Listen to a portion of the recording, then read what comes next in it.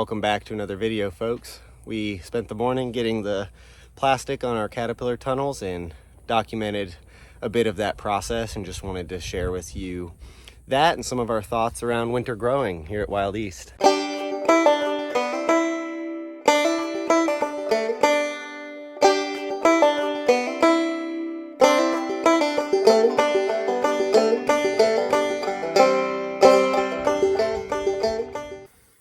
Before we get into the video today, please make sure to like the video, leave a comment, and subscribe to the channel if you haven't already.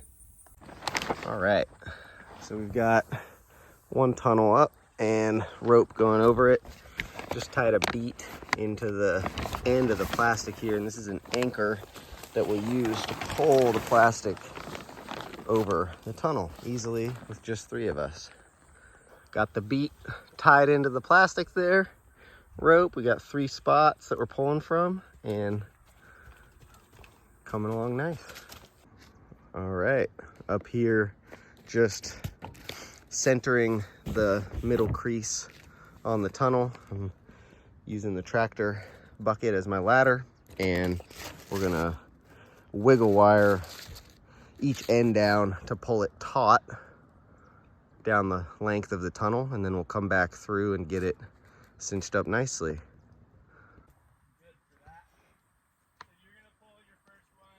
Now, folks may or may not be familiar, but it's a very simple mechanism to ventilate the sides of the tunnels here. On each side, there's 3 of these clips that come out like this, and you can pinch it to slide it up and down the pole to get the right height that you want.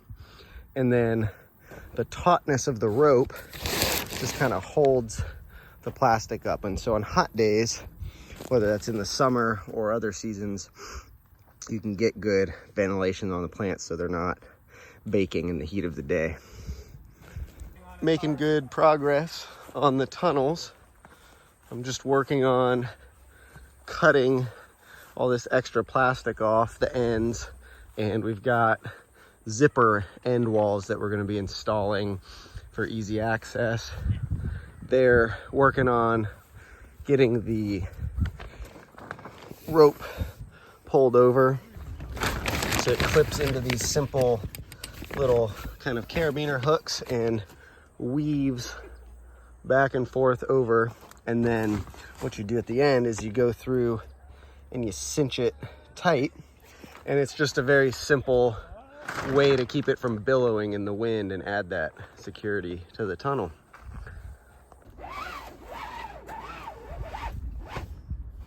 Okay.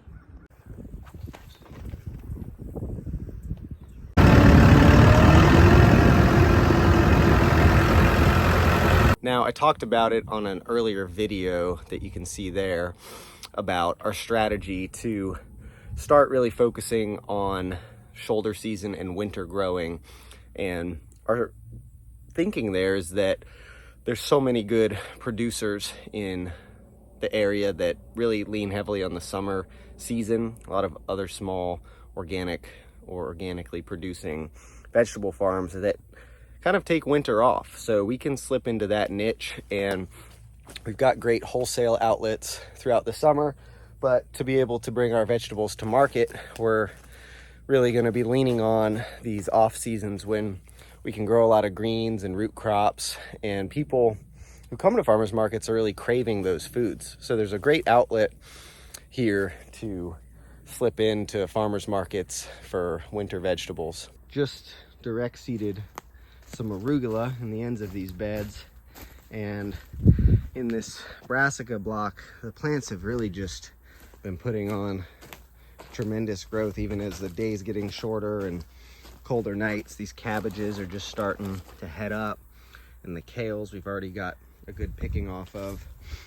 And it's amazing to see with this method, no tillage involved, just laying down the thick compost and planting straight into that.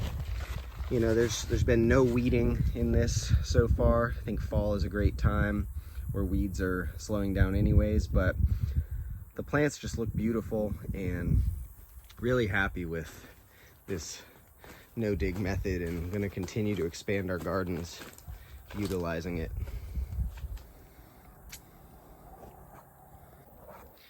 Now, there's a couple different methods people use for the in-between space.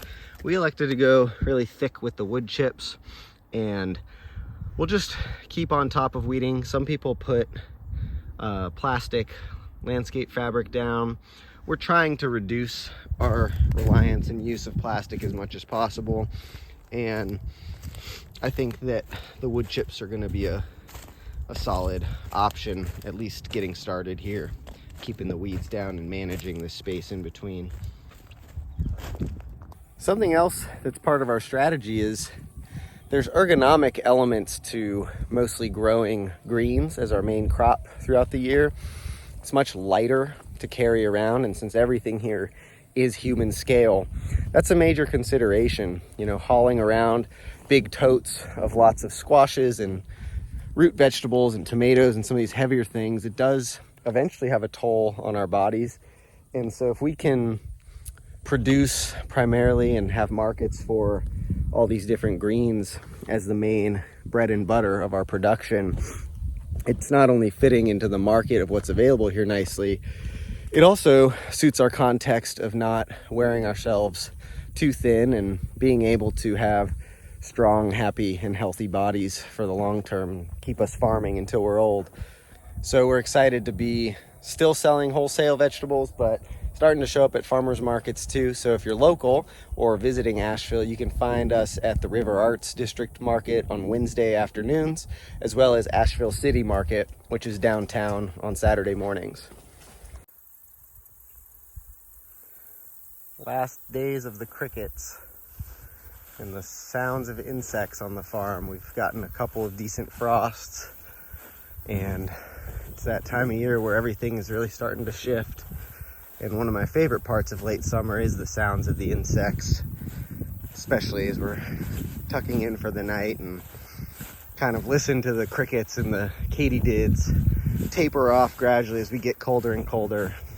So that's just a little video of the caterpillar tunnels, and I wanted to also give a couple updates and exciting stuff going on. I was featured on Growing for Market podcast talking about our journey of how we landed here at Wild East Farm and some of my background coming into it, and was also on a YouTube channel called Sow the Land.